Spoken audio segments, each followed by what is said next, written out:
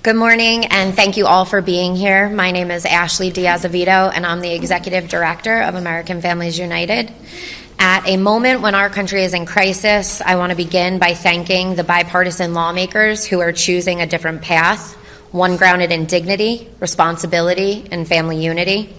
Your leadership matters, and it matters right now. Today, we will be sharing new data from our latest report, Collateral Damage, data that makes clear what many families already know. Our broken immigration system is harming U.S. citizens and their loved ones in real and urgent ways. But numbers alone do not tell the whole story.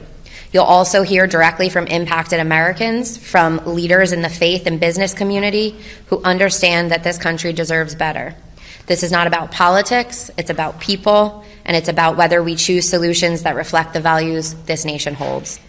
Thank you for being part of this conversation, for standing with families at this critical moment, and we will reserve time at the end for questions. But first, I am honored to introduce someone who is truly meeting this moment and leading this moment, Congresswoman Maria Salazar. Yes, all right. Well, wonderful to be here. I'm so sorry that Veronica Escobar was not able to. She was slated, and she told me that she really wanted to be here with all of you, but they canceled votes yesterday, and she had to go home. But I wanted to.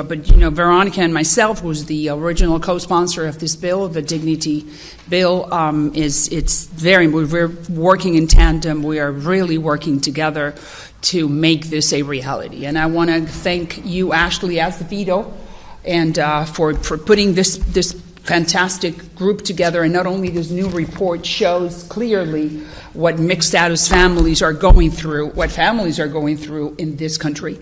And so I thank you for your leadership as well. And Rebecca Chi, she's always been there.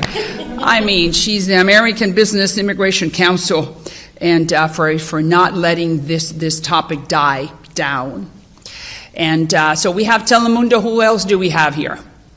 Telemundo? South Florida. And what? South Florida, NBC Global.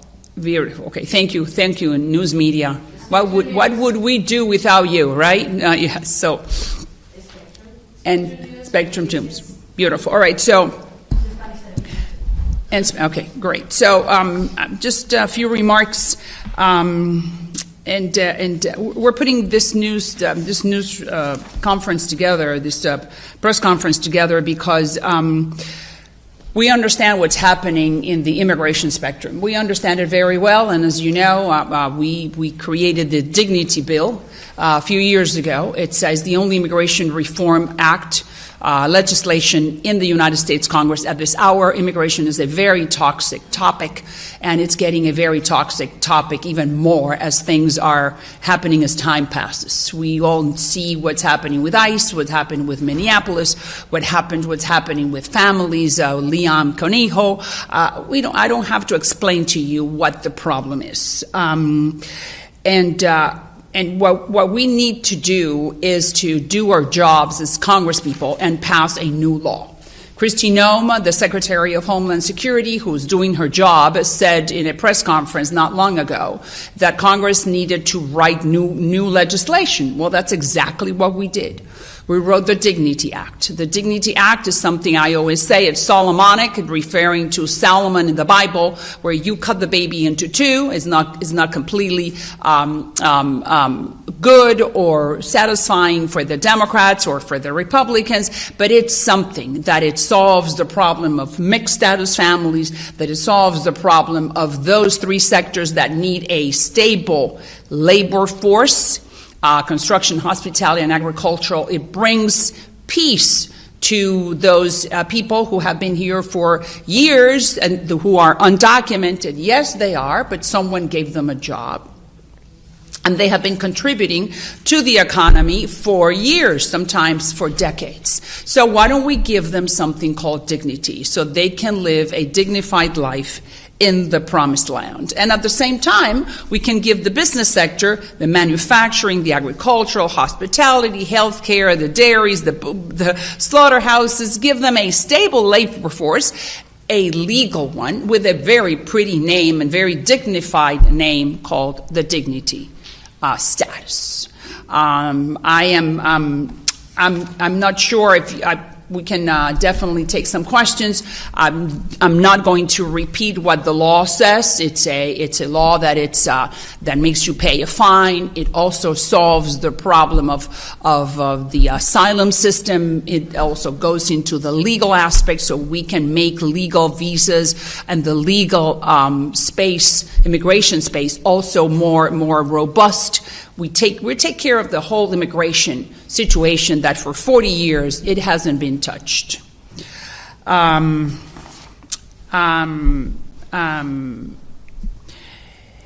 just came from the National Prayer Meeting breakfast, and the only thing I can say before I take some questions from the media and from you is that may the Lord guide us. We are a nation. We're a Judeo-Christian nation. We have values.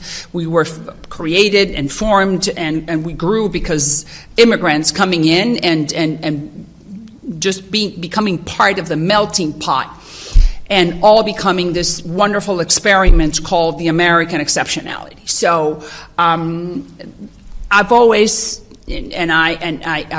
said, and I'm going to repeat it, is that this is the moment to fix this 40-year problem, and that we do have the leader in the GOP called President Trump, who can definitely become for immigration what Lincoln was for slavery, or what Reagan was for communism. He dared. Look what he did in Venezuela. Look what he's doing in Cuba. The Western Hemisphere is a new place. There is a new dawn for our part of the world. So now there should be a new dawn for immigration. And he can do it. And Trump can't do it. And that's why we, proud GOP representative representing the city of Miami, a Republican member of Congress, we can definitely bring a solution to this very problematic and long-standing problem. So with that, I will continue fighting. I thank all of you for being with me, helping me move forward. Sometimes there are days, I tell John Mark, who's the hero, he's right here. He wrote the bill with me. I always give him all the glory.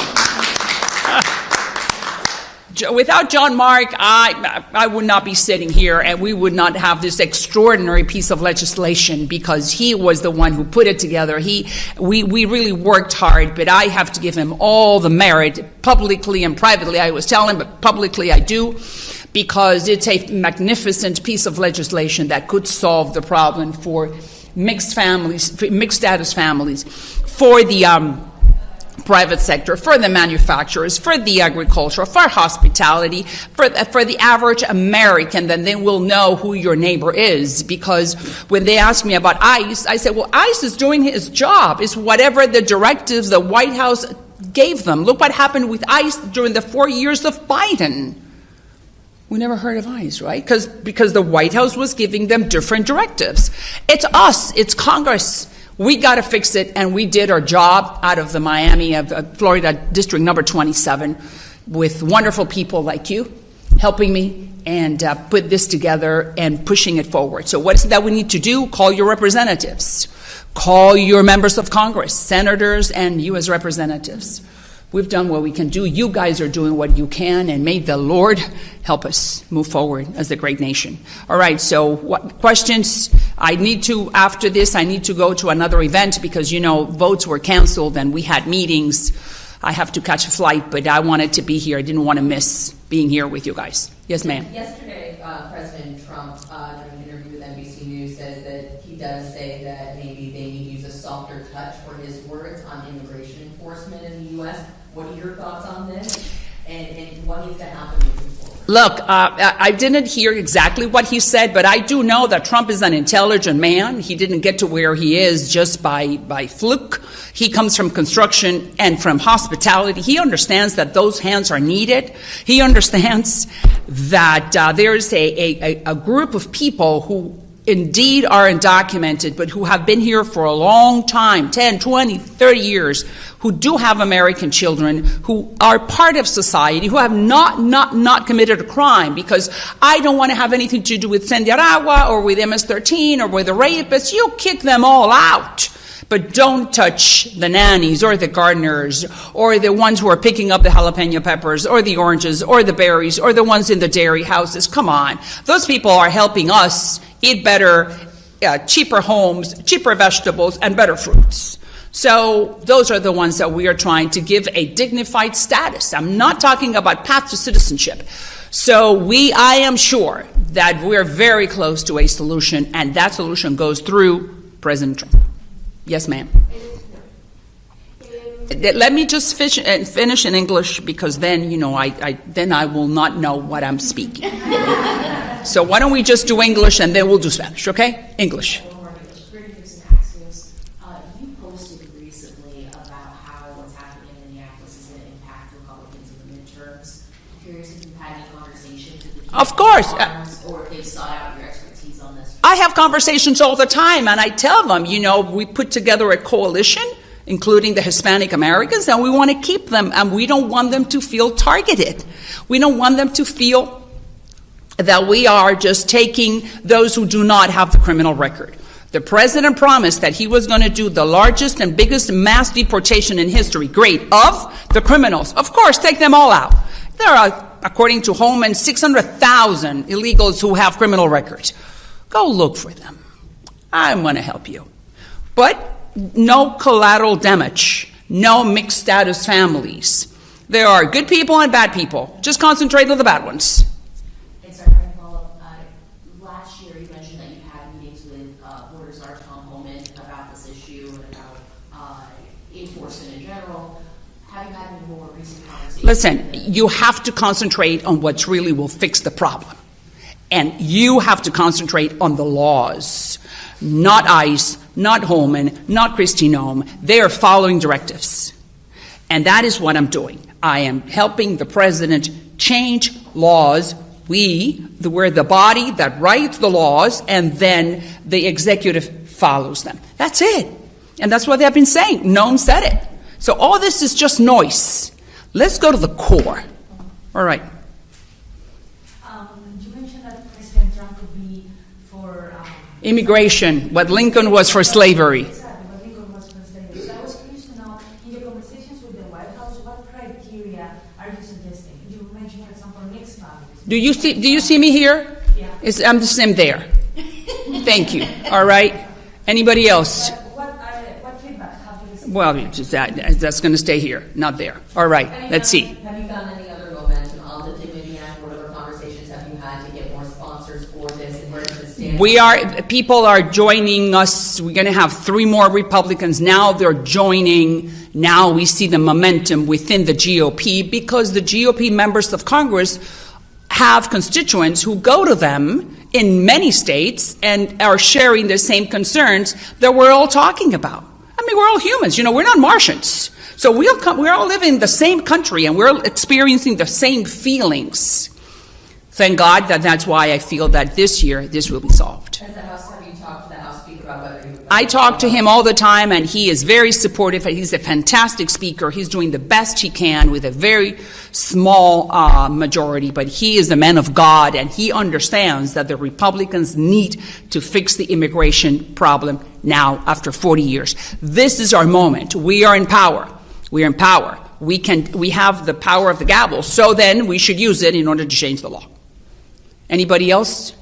All right, done. Now in Spanish, but I can do Spanish later if you want to. Okay, I'll go outside. That's it? Done. Thank you very much. I know that the press conference is going to continue.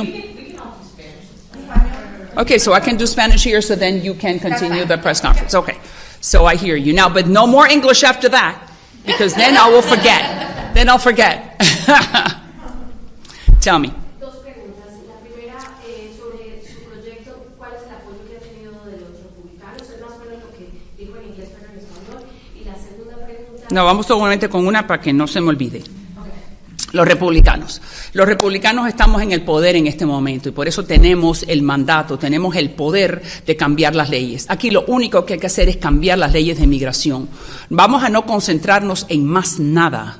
Vamos a solamente pensar que la ley, cuando la ley se cambia, el resto cambia. ICE y todo lo que son las directrices que recibe la gente de ICE de la Casa Blanca. Por eso el único que puede cambiar esta situación se llama Donald Trump. Es uno solo. Él es el que la va a firmar y él es el que va a mandar el mensaje al Congreso que él quiere ver una ley diferente. Y por eso yo le estoy presentando la ley Dignidad, que es salomónica, está en el medio, le da dignidad a esa gente que ha trabajado y que ha estado con nosotros, que no tienen papeles, pero que no tienen un récord criminal tampoco. No estamos hablando del tren de Aragua, estamos hablando de las nannies, de los gardeners, estamos hablando de la gente que está piscando en los campos, estamos hablando de gente buena, que nos está ayudando, que nos ha ayudado por décadas, nos han entregado su vida. A esa gente yo quiero darle dignidad. La segunda pregunta, hablando un poco sobre ICE y sobre seguridad, el Departamento de Seguridad Nacional, ustedes tienen 2 semanas para resolver el futuro. ¿Qué ha pensado? ¿Qué estaría usted dispuesta a hacer? Es que volvemos a lo mismo. ICE, estamos poniéndole un parche a la herida. Yo lo que quiero es sanar la herida y que ya no haya más, que es que inmigración, que cambien las leyes para que entonces nadie tenga que temer, si no tiene un récord criminal, no tenga que temer que lo van a arrestar. Y la gente de ICE entonces sepa que lo único en lo que se van a concentrar es en los bad hombres, en los malos. En el tren de Aragua, esa gente sí que tenga mucho miedo. El tren de Aragua, los que han matado, los que han violado, toda esa gente que los voten sin misericordia. Pero esos son los gangsters, no los gardeners. Esos son los narcos, no las nannies. Entonces, es importante como país proteger con dignidad, no darle ciudadanía, no darle ningún tipo de ayuda federal. Pero esa gente no tienen, no les interesa, no quieren. Lo que quieren es trabajar y vivir una vida digna en la tierra prometida. Done, you have enough bites. ¿Quién más? Dime, vamos, stand up. I miss my journalism. You know, it was a lot easier than doing this. But you're so good at this. Oh, it's like... Congresista, sobre las declaraciones del presidente Trump que podría suavizar las políticas migratorias el día de ayer y que Minnesota fue como un ejemplo que ahora podría seguir en 5 estados, y aparte de presentar este reporte, ver el daño no solo emocional, económico que causan las familias mixtas, ¿le habla usted de un camino para... Sí, claro, es que porque el presidente es un hombre inteligente y sabe muy bien que viene de construcción y de hotelería y que él tiene que cambiar el sentimiento que hay en el país y que en este momento es el momento más indicado para que él se convierta en el gran líder de inmigración. Él puede ser para inmigración lo que Lincoln fue para la esclavitud y lo que Reagan fue para el comunismo. Y lo está viendo, y aquí está una republicana que le ha presentado una legislación que es preciosa con un nombre fantástico. Dignidad para aquel que no tiene papeles, no ciudadanía, dignidad para el que no tiene papeles, que no tiene un récord criminal. Y de esa manera tenemos una fuerza laboral estable, sabemos quiénes son los malos, nos dedicamos a buscar a los malos y no a los buenos. Y de esa manera ya tenemos también la frontera cerrada, border security está hecho. Así que es el panorama perfecto y el presidente Trump la va a firmar. Gracias. Okay. A todos ustedes, you have a great weekend, and I appreciate all the support. And thank you again. Okay, thanks. Okay, of course. And we'll celebrate. You'll see. We will celebrate. We'll be partying together. Please invite me to the party. Girl, say no more. Of course. Thanks to all of you. Stay well. Goodbye. Okay, everyone. Thank you so much for your patience in a little bit of a schedule change. I'm really honored to introduce our next speaker, Austin Coker.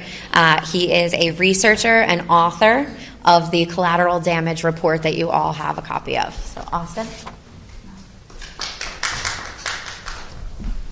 Thank you, Ashley, and thank you for coming out today to talk about research.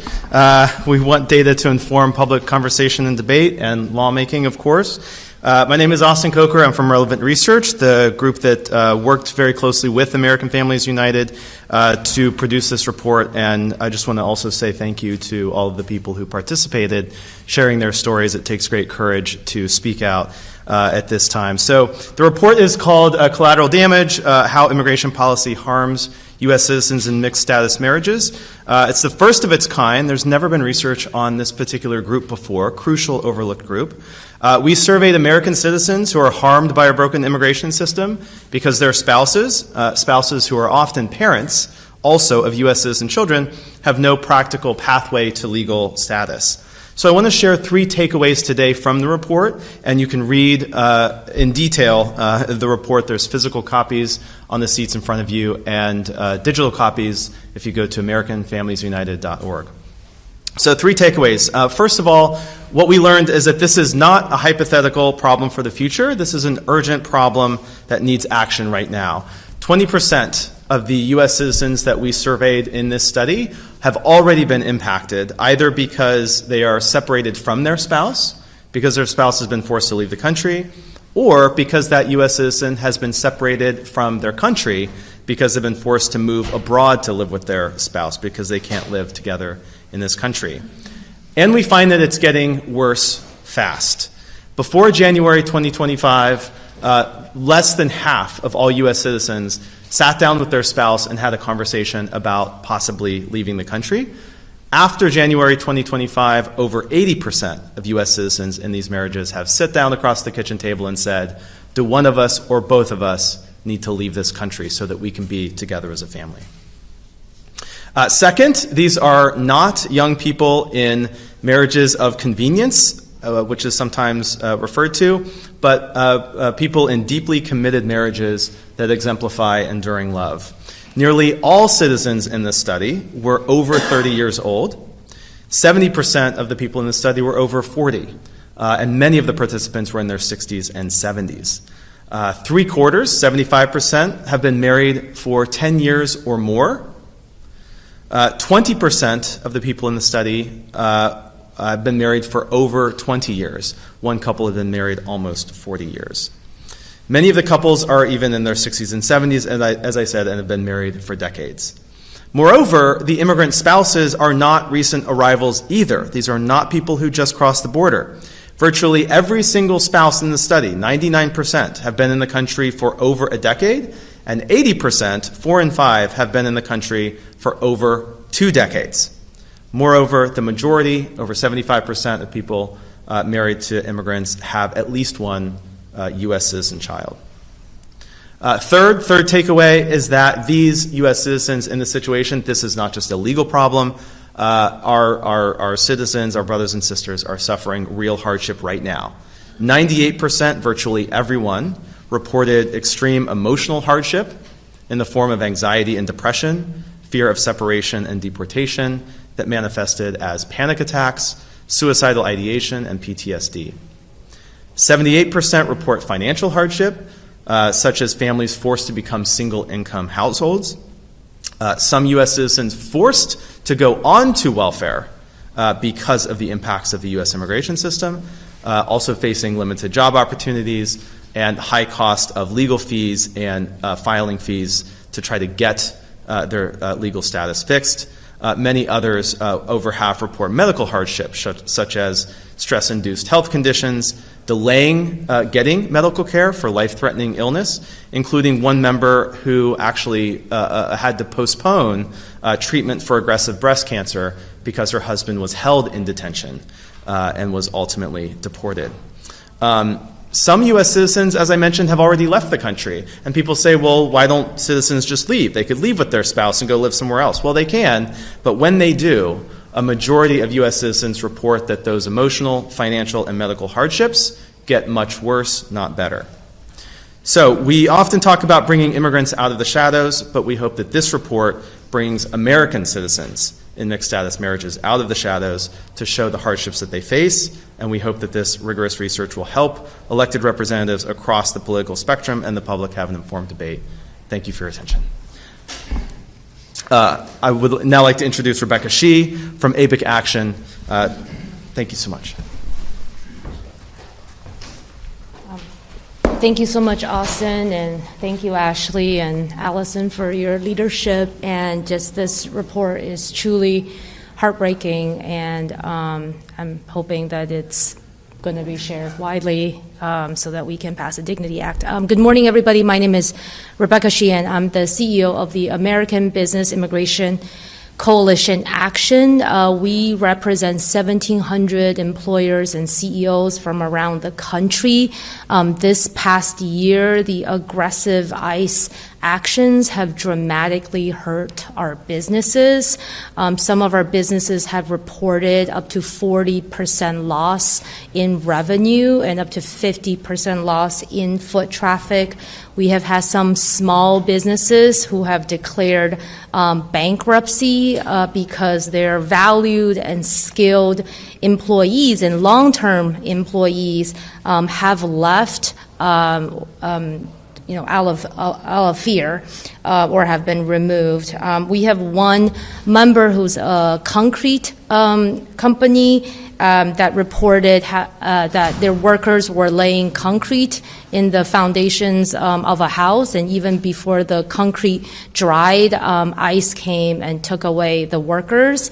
Another one of our members recently reported that ICE used fire trucks and went up 2 stories of a house, and so that they can pepper spray the workers who's fixing the roof at the top, and then took them away. So it's really clear that ICE has not gone after the worst of the worst, but some of our long-term skilled, valued workers.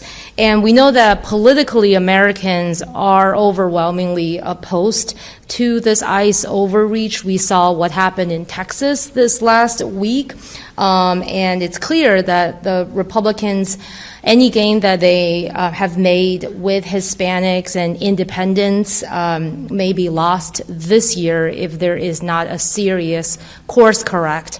And we believe that serious course correct is this Dignity Act, because the Dignity Act secures the border, targets, prioritizes the worst of the worst, and it provides a path to legal status and work permits for people that have been here, many for decades, in mixed status families, working, paying taxes. We deserve that this is necessary and urgent, and we're really grateful to the Congresswoman for her leadership. So thank you so much, and I'm happy to introduce Amanda Sueza Ribeiro, an impacted U.S. citizen, to share her story.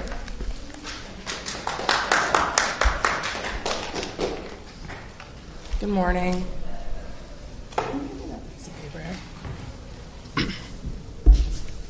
This is my family. I'm their voice today, so I just want to put that there. Good morning. My name is Amanda, and I am a proud United States citizen, a mom, a nurse, and a very proud member of the American Families United. Thank you so much, Ashley and Allison and Julie. I would not be here today without you. I want to give a few minutes to share with you what this looks like for an average family. I was born and raised right there in Jacksonville, Florida, where I worked at the Florida Department of Health in Duval County as a public health nurse, and that is the same city that I met my husband, Wagner. We dated for 6 years before getting married. I had to make sure. And we got married in 2014. It's a long time. We've been together 18 years. During that time, he became the person who helped me rebuild my life. I'm a survivor of long-term childhood abuse. And Wagner was the first person who loved me for me and without judgment, through thick and thin. He loved my son from a previous marriage as his own. He encouraged me to go to nursing school and even helped me pay for my student loans, and created that sense of safety that my family never gave me growing up. I always knew that immigration history was going to be complicated, but like most Americans, I believe that being a United States citizen, marrying the man that I loved, meant we could fix this. I thought it would be a process. It might be long, very expensive, but ultimately straightforward. He's my husband now. This is my home. I was wrong. Soon after we got married, we met with an attorney and learned that Wagner would need a special waiver and essentially the government's permission to keep moving forward legally. We applied in 2014, where we wrote a letter of forgiveness, and it was approved by USCIS. We waited more than 10 years during that time. We also got other approvals. And during that time, we lived constantly in fear. In 2025, while his case was still pending on the 601A, ICE detained my husband in April. We waited for 3 months. We prayed every day for a decision that would keep us together. And instead, his waiver was denied by USCIS, and he was deported back into Brazil last year in June, the country he hadn't lived in for more than 2 decades. Losing him shattered the very foundation of our home. He was our rock. Over the past 18 years, we built a very big, beautiful family, 8 children in total, 8 boys. 3 who were born biologically to us, and 5 that we legally adopted through Duval County. And 1 he adopted from my previous marriage, whose father abandoned him. My sisters were addicts, and that's why we had to take their children in. Our children also have very significant medical and developmental needs. One of our boys passed away that October prior to his being arrested, just a few short months before. Levi was born with a severe heart and liver disease. And in May 2024, after awaiting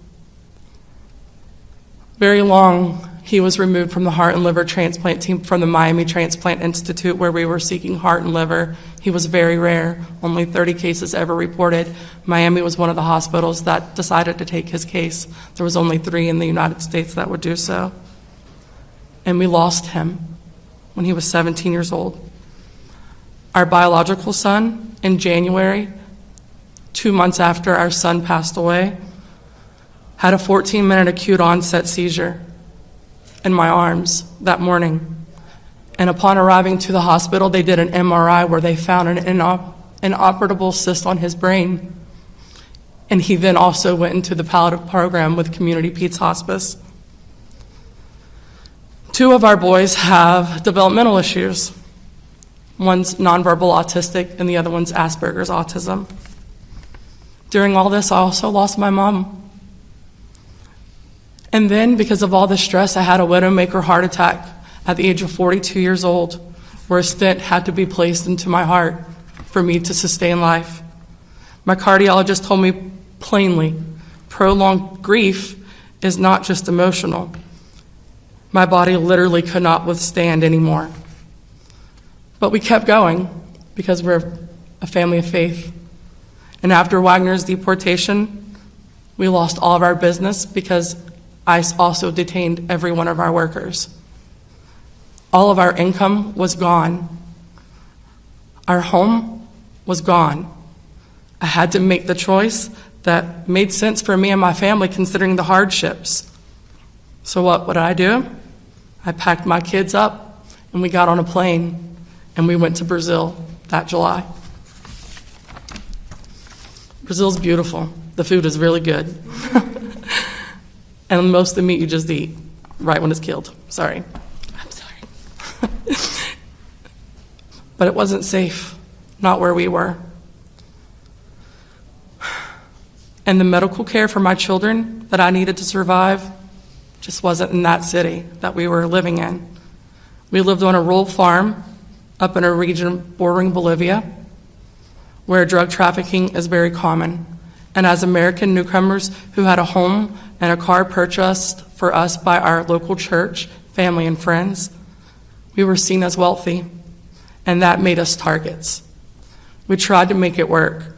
Truly we did, but health care was not available, and my youngest son, who has the seizures, was displaying neurological issues, and we were informed to come back home and go back on to palliative program and get with a neurologist. And the medication for my heart wasn't present. We were living on the equivalent money to US dollars of $368 a month for a family of 7. I was pacing the kitchen praying for the bread, you know that scripture, but he provided. Eventually the doctor told us that was there. You need to go home if you want to live.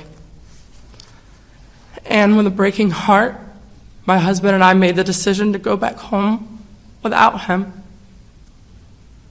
So I loaded my kids up, and I've been back in the country now for only 2 months. I had to file bankruptcy because our business was gone. And now I'm trying to find work, PRN, whatever I have to do to make ends meet that allows me to care for my kids with serious special needs, and me having a heart attack, to desperately find a way home to pay an attorney to bring my husband home.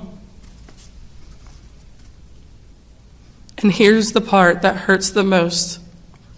This did not have to happen.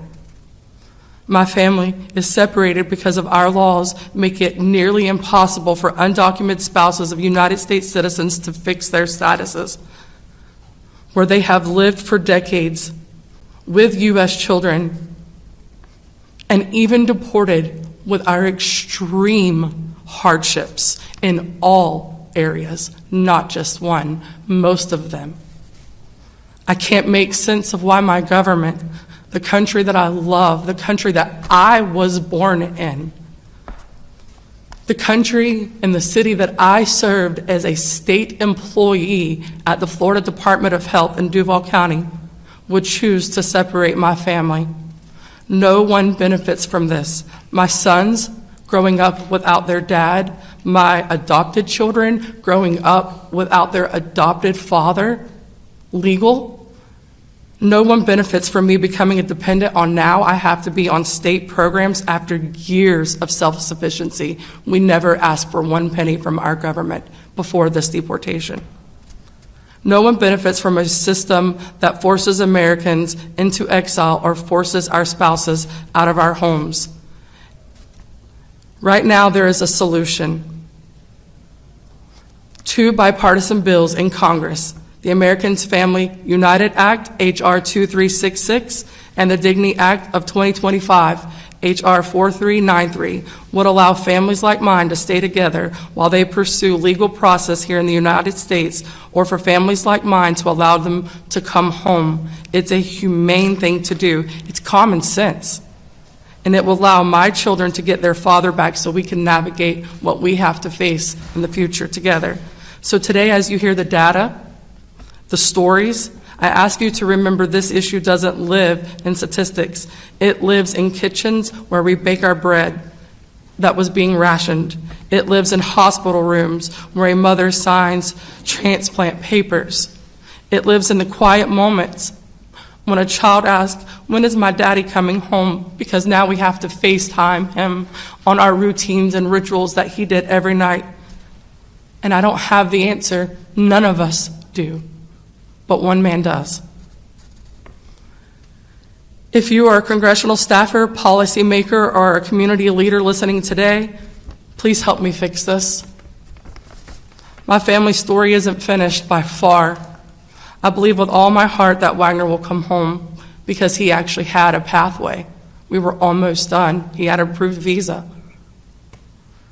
But no family should have to walk through this loss, this much hurt, without the one rock foundation that kept us together. Thank you for listening, and I'm just 1 in 1 million.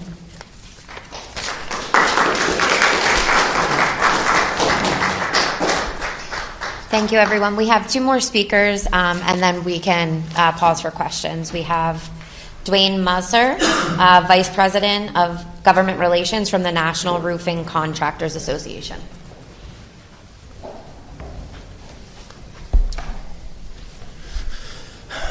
Good morning. Thank you. And thank you, Ashley, for the introduction and for that very touching story. I'll just be brief in the interest of time. Dwayne Musser, Vice President of Government Relations at the National Roofing Contractors Association. We want to bring an employer perspective to this as well. We represent over 4,000 members of the roofing industry. NRCA is headquartered in Itasca, Illinois, and we represent contractors, manufacturers, distributors, and others within the roofing industry. And our members are generally small businesses employing 45 or fewer employees. And I am also here today on behalf of the Essential Worker Immigration Coalition, a group that we work with, have been working with now for many, many years, of business associations to try to get Congress to, in fact, deal with our immigration issues, which now have reached crisis proportions. NRCA, we've been working on this issue for more than 2 decades. We first had a small business roofing contractor testify before Congress. It was the Senate Judiciary Committee way back in 2004 to deal with the issue of workforce, undocumented persons, and all other aspects, border security, et cetera, of immigration reform. It is imperative now, given the passage of time, we've been working on this, Congress has failed to deal with it. It is imperative now, given what is happening within our industry and many others, that Congress redouble its efforts to move forward and pass legislation on this issue. And we want to reiterate our support for the Dignity Act. This legislation really balances our needs for further strengthened border security, as well as dealing with the workforce issues. And in particular, it has the Dignity Program that it would allow for long-term undocumented individuals, which have been in our workforce for many years, many with temporary protected status who were actually here legally, and also those in the DACA program, would be able to transition and earn permanent legal status. And so they would be able to continue to contribute to our companies, our member companies, and as valued members of our communities, which they have been and then would continue to be. So it is time for Congress to move forward. We want to commend Congresswoman Salazar, Congresswoman Escobar, and the other co-sponsors, and that co-sponsor list is growing. We want to commend them for their leadership and call upon Congress and the Trump administration to work together on a bipartisan way to basically now move forward and pass the Dignity Act and deal with immigration reform, so we have more certainty with our business and our employees, and so roofing contractors can continue to provide affordable, life-saving shelter to Americans across the country. Thank you so much for this opportunity. Thank you. And our last speaker is Riley Lacey with the National Association of Evangelicals. Good morning. Thank you, Ashley and Americans Family United, for the opportunity to be here. It's a real honor to be with you this morning. My name is Riley Lacey. I'm the Advocacy and Policy Manager for the National Association of Evangelicals. We bring together 40 evangelical denominations and hundreds of other churches, universities, and nonprofits, many of which are only growing and significantly growing because of vibrant immigrant communities. We know that right now many of them are hurting. They're living in fear. They're afraid to gather together to worship because of the impact of aggressive enforcement and deportation operations. And we recognize that our immigration system is broken in ways that harm U.S. citizens and immigrants. And we are particularly concerned for the impact this is having on mixed status households. While the majority of evangelical Christians do support the deportation of violent criminals, very few say the same about immigrants who have U.S. citizen children or spouses. That's a Lifeway Research poll from last year. And in a study we published in March of last year, we found that 1 in 12 Christians in the United States were themselves at risk of deportation or lived with a family member who was.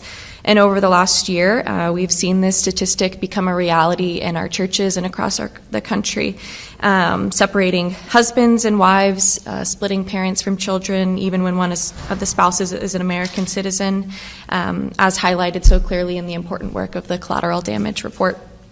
And throughout Scripture, we see that the family unit is fundamental to God's good vision for human flourishing. One of God's final acts of creation in Genesis was the institution of marriage. And so as evangelicals today, we hold this same belief in the strength and power and sanctity of families, which is why it's unacceptable to us that American families can be ripped apart simply because one parent is an immigrant. This is why the NAE has been supportive of comprehensive bipartisan immigration reform proposals like the Dignity Act, which provides both an earned legalization process and a secure border, creating pathways for mixed status and immigrant families to ensure they are not subject to needless separation. Congress has the opportunity now to pass urgently needed legislation that protects our families and children, and we are endlessly grateful to Congresswoman Maria Salazar for her courageous leadership on this issue. Thank you for your time. Thank you, everyone. We can turn it over for questions if that's helpful. Any questions for any of the speakers? If not, we will be available after outside. Thank you, everyone, for being here.